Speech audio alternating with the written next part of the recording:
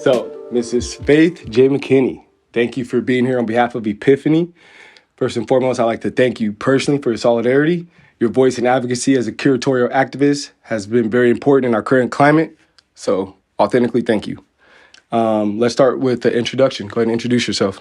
Yes, my name is Faith J. McKinney. I raised in Sacramento by a single Black mother who was an art dealer, worked with Black artists and Black art throughout California. Okay, cool. And so I know you hold many roles, curatorial activist, institutional critic. What is your overall mission? Yeah, it's, I always tell people to bring the folks that were historically marginalized and bring them to the center. And so I do that by so many ways, right? Like by critique, by curatorial activism, by being a historian, I think making sure that the folks that are normally pushed to the edge now have a place at the center. Right on. And you do a very great job of that. So toward the end of last month, you gave a short but nonetheless magnificent speech at Claire in Midtown on perspective. You mentioned that everyone has their own perspective, which can be viewed through a lens. Currently, what's your perspective on the current art climate in Sacramento, given our recent events? Yeah, so I think about perspective, almost these two lenses, right? So if I'm looking at our arts institutions, I think they are filled with leaders that are culturally incompetent. I think they have a lot of ego. I think they're holding on to this space in our community. But when I look from a lens of looking at artists and looking at art workers and community, it's this beautiful, vibrant, loving space. So there's two different perspectives I hold, right? I'm looking at the institutions like they've got to change, right? And we're not going to take it anymore, and we're really calling them out and holding them accountable. But then I look on that other lens, I'm looking at the community around me that has actually, surrounded me and supported me through this entire thing, and also folks' voices that are emerging through the last month. I think a lot of people in our community maybe we haven't heard from, and now we're hearing voices of the diversity of folks, right? There's so many people that now have something to say. And I think that institutions and other artists and communities should be listening to them. Yeah, and I think that's what comes from critiquing, letting people know, or institutions, whoever it may Absolutely, be, wherever it may yes. apply, that, hey, you're not doing something right. So then people can speak up and agree with that, and then overall a change can be made. So what you're doing, needs to be done. It's not wrong. It's not, shouldn't be offensive, and I don't think you're doing it in an offensive way. But when you're getting called out, obviously, there could be some animosity there. Yeah. It's almost like, how dare you? I think a lot of people, they're like, wait, you're asking us why we're doing this? How dare you? And, Exactly. So, like I said, in light of the recent events, many people agree that you operated from the perspective of an institutional critic. So when you do operate from that lens of an institutional critic, what are precisely the things that you look for? Yeah, sometimes it's just a question, right? The who, what, where, why, and how. So thinking about you going to your favorite museum, right, or your favorite art space, and you're thinking whose story is being told? Right. How is it being told? Where and when is it being told? All of that is critique. Yes. And I think sometimes people think of, you like it or you don't like it. And that, True. That's a very basic, but asking questions is critique. Why did you do this? Why did you do it this way? Yes. Are you going to continue to do it? And who are you going to bring to the table? All of those are critiques. And I think institutions should be open to hearing from the community. And I always like to say constructive criticism. Right. Because it's criticism that wants to build it up. I know that me asking these questions, I benefit from the change, right? I benefit from the from historically marginalized folks getting visibility. Mm-hmm. And so just saying, hey, we have questions. We've seen all these institutions are now closing their doors and saying, we're not going to answer your question. Right. Instead of opening up and saying, hey, maybe we don't have the answer, but can we work? Can there be some guidance? Can we work through it together? I think that's where it gets very frustrating because we're just asking questions. That's it. And when you close your door and say we don't have to answer to them, now it highlights a much bigger institutional concern, which is, I think, white supremacy, right? The patriarchy, capitalism. Like, there's all these things that start to, show their ugly roots when people close the door and don't, want to just answer the question. No, for sure. And when I interviewed Heather, she kind of mentioned like it always sounds good, to put out that flyer, like we welcome everybody, but when it comes down to it and it's like time to address, like, how do you welcome people? Like I said, asking that question, it's tend to be a little bit of crickets there, or, just saying, hey, we don't got to answer anything. Right. But you say you're inclusive, Right. So I've noticed that that's a problem. So it's something that definitely we got to get fixed, and I think will change. Yeah, and in the last 4 years, I think since 2020, right? I think institutions had this great opportunity. We heard it, 4 years ago, everyone's like, we're listening. So what were you listening to? Yeah. And, there's, and even more so in the last 4 years, because these catastrophic events have happened, to the community, our local community, and around the world. Yeah. And there's these moments that institutions should be opening up and providing the space for community to engage. Definitely, for sure. During your speech on perspective, you mentioned that like a concerning factor of yours as a curatorial activist is advocating for artists in the margins through an intersectional lens that includes not just BIPOC artists, but also women artists, non-binary artists, queer and transgender artists, even artists with disabilities. Which is interesting because when certain artists that fell into those categories were wronged here recently, you came to their aid as a curatorial activist, just doing your role. Ultimately, you were met with what could be called tone policing, and just overall silencing. And why do you think that is? Ooh, I mean, at the very, very basic, I'm a Black woman. Right. And I'm a 6 foot, 200-pound Black woman. That was weaponized against me in this. Definitely. And I've been 6 foot tall since I was maybe in 7th grade. So, but I've also been a very caring and loving person. So to sometimes see those people and look at my being a Black woman with, this physical assertiveness about her, they're instantly, that turns violent. Right. So I think sometimes just me being a Black person in a space, in predominantly white space, is weaponized. So then I'm asking questions, then I'm loud, and then I'm bringing everybody else to look this way. Right. So now it's like, okay, this loud Black woman, this loud big Black woman is now, who does she think she is? Definitely. So really, I think it comes, sometimes, as we're racialized people, right? So we live in the skin. So everything how we experience our perspective is race.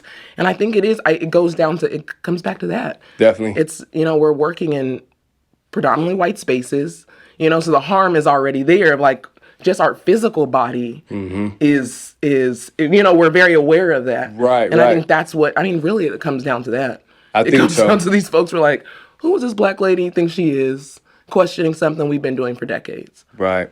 Yeah, no, and, being a Black male myself, I've definitely gone into spaces and felt like I told you, that skepticism about me. Like, mind you, I'm here to give what I have to the art community. I'm here to, connect and to just create something as a whole. Yeah. But you can't do that when, like you said, people fear you or their perspective of you is completely opposite of what you are and what you stand for. Yeah. So I think that things definitely got to change. But your answer to that, I could agree, being a Black male, that definitely is a factor. That shows up sometimes before we show up. Yeah. Right before we open our mouth or before we present our work. It's like, and we see it, and we're hyper aware sometimes because we know what to look for, and like we said, that spidey sense goes up. When you're all white space, and you look, and when someone gives you that look, you're like, where am I at? And then you start triggered, and there's trauma and all these things that. Definitely. So thinking to these situations that have happened in our community, that is what surrounds it. When you evict someone from their student, now there's already this domino from now there's there's this trauma and there's harm and there's lack of care, I think, for artists, regardless of race, gender, sexuality. There's all these moments like we should just care for each other. That's it. And I think there was so many moments throughout this, and not just with Verge, right? With Wide Open Walls and with SMUD, Museum of Science and Curiosity. There's lack of care for people. Right. And which is unfortunate because I think artists are first responders. During COVID, I thought artists were the ones, they were imagining a future that we're in now. Yeah. So I think artists need to be cared for, and to see our institutions' lack of care for artists and statements that say, these places aren't for artists. Right. I think that is what really is devastating to us as a community for sure. And the growth of the arts community. Yeah. No, for sure, for sure. And you being there for artists like, people who've been evicted and who have been wronged, and like I'm sure they appreciate that Yeah. 100%. Like I've listened to your YouTube lives, and I was at, like I said, I was at your speech, and you're definitely a voice within the community that is influential, but it's not just from a place of ego. So Right. Oh, I yeah, do want to no. tell you that. Yeah. So thank you. Yes, Yes. thank you. But also in your speech on perspective, you mentioned shifting the gaze, which in my opinion is what you've done perfectly. So for those who don't know what shifting the gaze means as it pertains to like what you gave in that speech, can you elaborate? Because it kind of focuses on everything that's kind of going on now. Yes, yeah, absolutely. So I think of the gaze as where we're all looking, right? And in media, popular culture, and what I consider the canon, when you look at art history, Yeah, the there's canon. names and there's art that you think of, and normally those are white men, straight white men creating Yeah. those works. And that's not even just in our contemporary moment, right? We're going back to, Western, when we think of the Western canon, you're thinking Greece or ancient Greece, and Right. all of these things where we Europe. focus in Europe. Yeah, we focus on what is the standard, or what is the canon, which is normally always white, straight white male. And so I really want folks to look over here, is what I say, like look this way, because there's artists since the beginning of time that have been influencing. I always use Picasso, right, in African art. And in the canon, we think of Pablo Picasso influencing, and he had all these, but he was getting that from Africa. He was going straight, and you forget about the Africans, and you put Picasso in the canon and give him the perspective, like, oh, this is what he was doing. Well, where did he get it from? Right. And I think those are, and in our contemporary moment, these art spaces, they are really created on the backs of artists, and to kind of forget, 100%. that and say, hey, we're going to look over here at the money, and we're going to forget about the artists that really have built this space. Yeah. So I'm really trying to, and sometimes it's like forcefully, right, moving people's head, like look over here. But really, that's what shifting the gaze is. Stop looking at the canon. Stop looking at Western art to be kind of this this pillar of art history, and really look at the folks that have been doing it from the beginning of time, and the people in our community doing it now. Right. Which is big, because if you're going to say it's inclusive, or like, we represent everybody, everything, we're open, then like prove it, show Right, it. right. At the bare minimum, Yeah. That's anyone who says they're going to do anything, your Yep. actions have to back it, Yeah.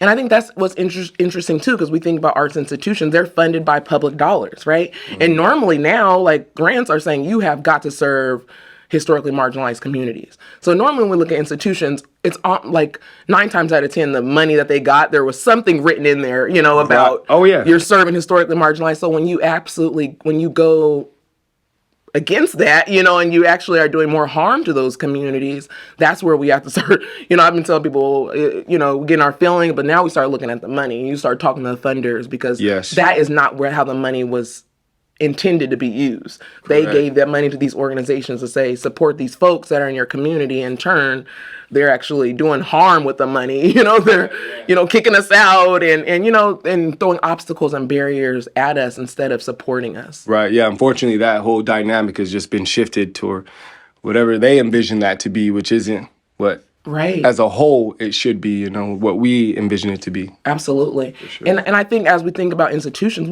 there's so much, there's like a root to that, right? Like, where does the money come from? And we think about like most of the organizations that do the most harm or the least inclusive get the most money, and then compared to the ones that are in community, doing all the community work, are the ones that are struggling with volunteers or, no true. development staff. So there's this real like fundamental shift, I feel like is coming in our community, but it has to happen. We have to almost topple and put the ones that are healing and serving communities above the ones that are extracting from communities. Definitely. No, that's a beautiful way to put it. And just people voicing up and speaking out, and, there's some fear there. Like, Yeah. I would think you're crazy if you didn't have at least a little bit of fear. Yeah. But at the same time, it's like, what do you believe in? Right. Like, do you stand on what you believe in? Opportunities will come no matter what, as Yeah, long as, yeah. You're authentic, and Right. somebody's going to recognize it. So for those who are fearing opportunities or fear of losing opportunities, you shouldn't. Right. Yeah. No. Someone's going to recognize you for your authenticity.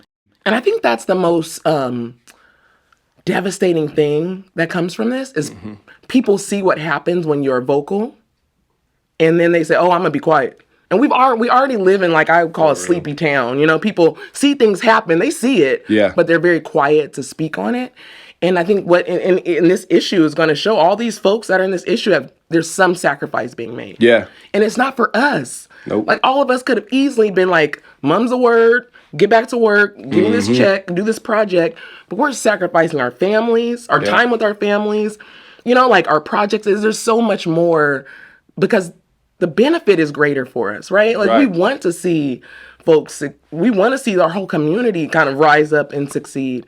And I hope, if anything, people find the courage to speak up. Yeah. And not the fear, you know, and not silence themselves through fear. Yeah. Because that's what the institution does. That's really the tactic to say, hey, this person spoke up.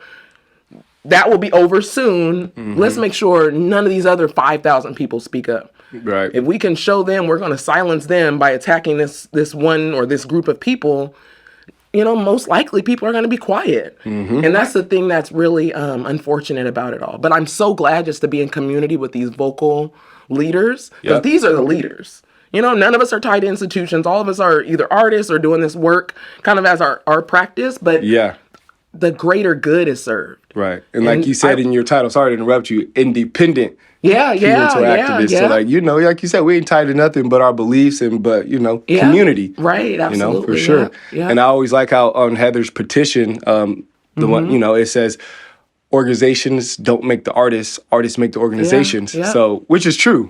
In any organization, in any structured, you know, institution, like the people make it. And then it's the people up top, it's their job to reflect what it is that we seek or, you know. Right. But anyway, it all starts with us. So speaking out, I agree with you for sure. And what we're finding is because we're kind of in a lack of resources and opportunities when you think of galleries, right? Galleries that you can just say, hey, I'm going to show this gallery, you know, sometime this year.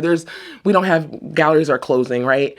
And there's not as many opportunities. So I think people, that's what's scary too. Like, hey, if I speak up, I'm already, you know, there's already a lack. So I'm going to put myself on this, I hate to say it, like this blacklist, literally, you know, like this list of people that are too loud, too vocal, you know, too outspoken. Right. And they're making waves for, you know, the arts institutions in quotes, you know, making waves for them and making them holding them accountable. And and I hope that we need more folks kind of rallying around us, because that's also, this work is exhausting.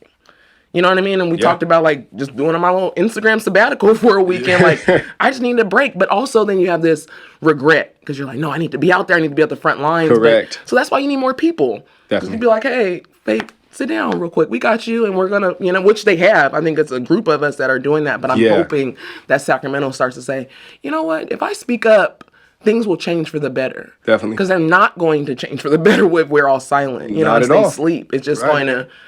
We're just going to see, like we've seen in the last few months, right? Organize who's next, you know? Like who's gonna show up, what our institution is going to harm us next if we don't speak up and stop this. Definitely. Yeah, like when I interviewed artist Well Said, he said it's always the same cycle.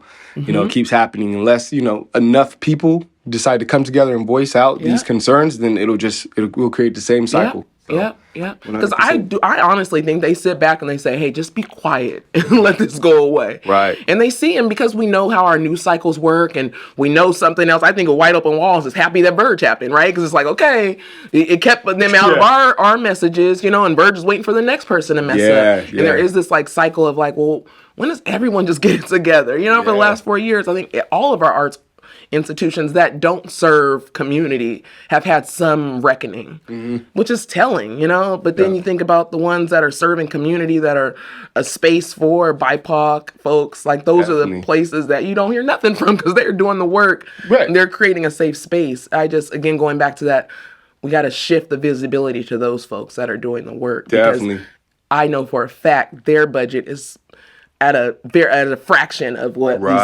these other folks are, and they're doing the work. So that's where it gets a bit.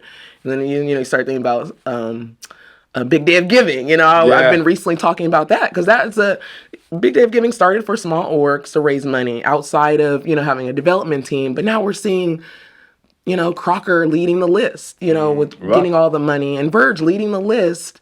And it just, you know, and then you have the small orgs that still don't have development managers that are pulling in, you know, couple $1,000s.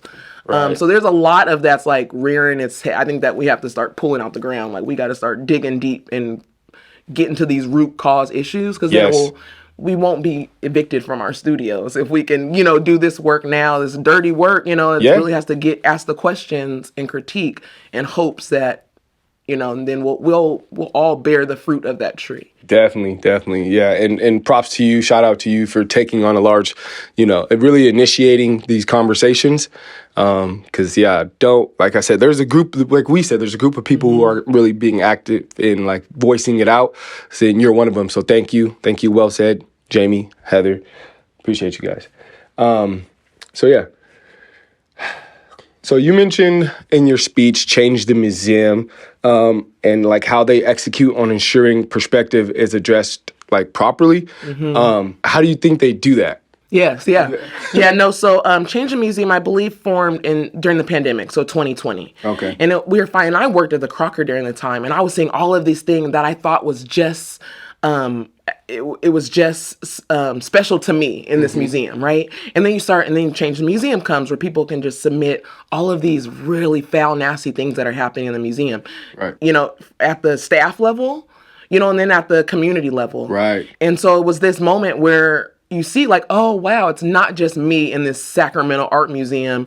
It's museums across the country that are going through the exact, almost verbatim, it felt, especially during 2020, like, are we all fighting the same fight? So Change the Museum was this platform for you to see, like, and that's what I love about perspective, because I always tell people, just because it didn't happen to you doesn't mean it didn't happen. And some people, and I talk to people all the time, I love XYZ institution.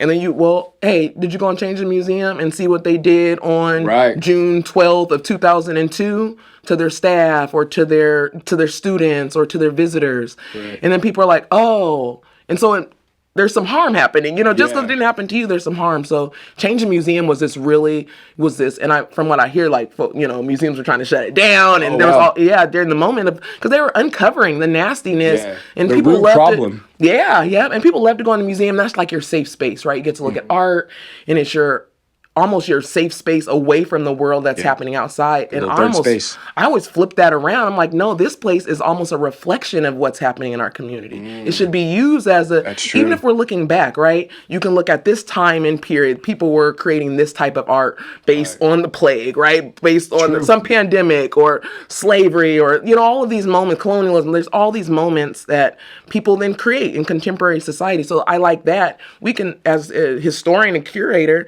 you get to go look at that time, right? You look at the pandemic, for example, some pandemic that happened hundreds of years ago. What were they doing? And you can have some conversation about, hey, we're in a pandemic. There's all these moments that the museum should reflect the community that surrounds it. Definitely. And Change the Museum was this moment for me. And that's why I had to get out the museum, because I was like, wow. You think you can, I was like, okay, I can get in here and change this. Like, I can change the museum.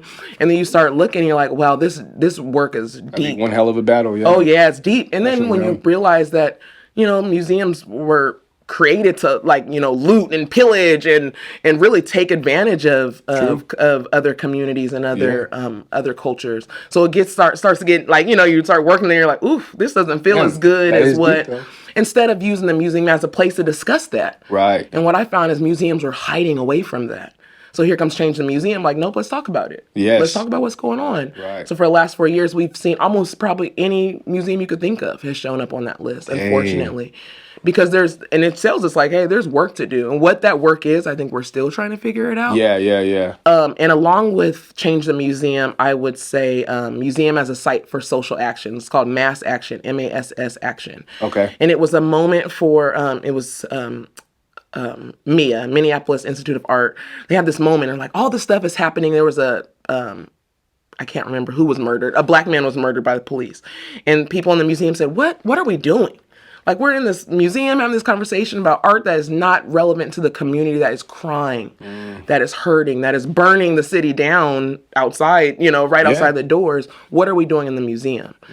And so I I was like, okay, mass action, let's bring this to Crocker, you know, and then there's this, and that's when you start seeing the barriers, like folks actually actively working against you to say, hey, no, we don't want this here. Yeah. And so then, you know, and Fairy tale land, but it's like, oh yeah, the art's got to reflect. Yeah. It's supposed to reflect what goes on in society and the community. It should. Yeah. You know? And there's this moment of, especially as one person, you feel like, okay, I made, like, you know, you start hitting your head up against the wall so many times, you're not going to make it out. You know what I mean? So there's this moment I had to get out and say, I'm going to have to work to change this museum from the outside. Right. Because sometimes we think we could do it on the inside for years. You know, I worked there for almost 3 years, and I was like, all right, let me get on the outside and start looking in, do institutional critique and asking questions. Yeah, and you would think it should be done from the inside because you're connected to the people who are there, and you know they might not share your perspective, but you can express to them your perspective. Absolutely, and but for it not to like digest is kind of unfortunate. Really unfortunate. Yeah, and you want those folks in the museum to be like, "Hey, I'm gonna listen to you because I want it to be better too." And normally it's the opposite.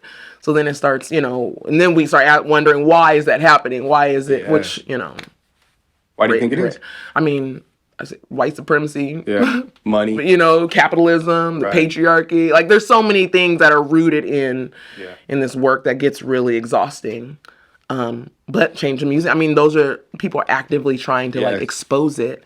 Museum of Science, SMUD's Museum of Science and Curiosity ended up on Change the Museum around the same time around the Wide Open Walls. So there's like these moments of like 3 of our arts institutions are, you know, Wide Open Walls, Verge, and SMUD Mosaic, which get a lot of our money, you know, get a lot of the money, the public funding money. That's and then to turn and kind of into harm. So there's this accountability that keeps coming back. And you know, these institutions are sidestepping being accountable. Like just, you know, it's a hot, you know, you can just sit there and take the critique, you know, just say, okay, I'm going to listen to the community and be better. Absolutely. For sure. Yeah. So once, so how do you envision the future of our community following these incidences? Yeah. The future looks bleak. I hate to say that, but it feels like just because one, we have so many institutions acting this way and not holding themselves accountable. And I think I go back to cultural incompetence. You know, and if they're not willing to say, hey, I need to learn something. You know, and these people have been in their roles for 4 years. So you think since for 4 years, you know, they've graduated from, you know, the school of diversity, equity, and inclusion, but they haven't. And I think that is I don't want to be the doomsday because what I do love is our community. I think we have a strong, very strong artist community. That is true. Very true. But without the galleries, without the inclusive institutions, you know, with the galleries closing, with, you know, this kind of this dearth of, you know, of engagement and critique and conversation around what's happening. I worry about what it looks like for us. But I want to be hopeful, you know, I want to say all that to say, like, I am hopeful that, but we have to have a space that cultivates it. You know, you have to have that young emerging curator that feels like they have a voice and to get into a gallery to say, I'm going to do what I want to do in here, you know, and I feel like we're lacking that right now. We got to embrace those other perspectives. And like back to shifting the gaze, people that are doing it right, like Shona McDaniels at Sojourner Truth Museum and Soul Collective. So there are these other institutions that are doing it right, but you can believe, I would think you can believe that they listen to their community. And their community is just as much as, you know, the top as it is the bottom, you know? So. And you think about how those organizations were formed, right? They were formed in and around community, you know, Sojourner Truth, like that was a community space. We're going to do art, we're going to do murals, and then it turns into a museum. Soul Collective, arts and activism space that then kind of grows into, and on the contrary, those other ones really were spaces to, you know, look at contemporary art, you know, is what they say, like a space for contemporary art. Well, what does that mean? How does the community get left out in that? No, that's definitely a good question. So lastly, with the current atmosphere in our local art community, what words of wisdom can you provide to help ensure like marginalized voices, BIPOC artists won't be silenced or ostracized by local organizations when critical challenges arise? I would say we've been here before. Our ancestors have been here before. These are moments that will have happened. So we really have to just own our power in this contemporary moment and acknowledge our voices, lean on community, speak up, and hold folks accountable. Yeah. I think those are the biggest kind of the takeaways I hope for everyone. Artists and arts leaders and community members to really find that space to say, I have something to say, and somebody else out there wants to listen to it. And I think once those voices kind of start to cultivate, but that's the thing, right? You don't just, you have to find your voice, is what they say, right? And at what point do you find your voice? Very true. I always tell people when I was a supervisor at a call center, is when I had to take escalations when I was like, oh, you got a voice, because you're not going to talk over me. There was this moment like, oh, I hear myself. And that was, late in my 20s. Yeah. But, that was my moment of like, oh, I hear you, girl. I hear you. And they're going to hear you too. And then you just take off from there. So I really hope that people, sit with themselves and say, hey, I have a voice, because we do. Everyone has a voice. Definitely. And I want to thank you for this platform, because that's one thing I think I've always said in like the last decade is we didn't have our arts writing from the lens of, from the perspective of artists, right? And folks in the community. I think sometimes it's from the journalist's view or SACB looking into this,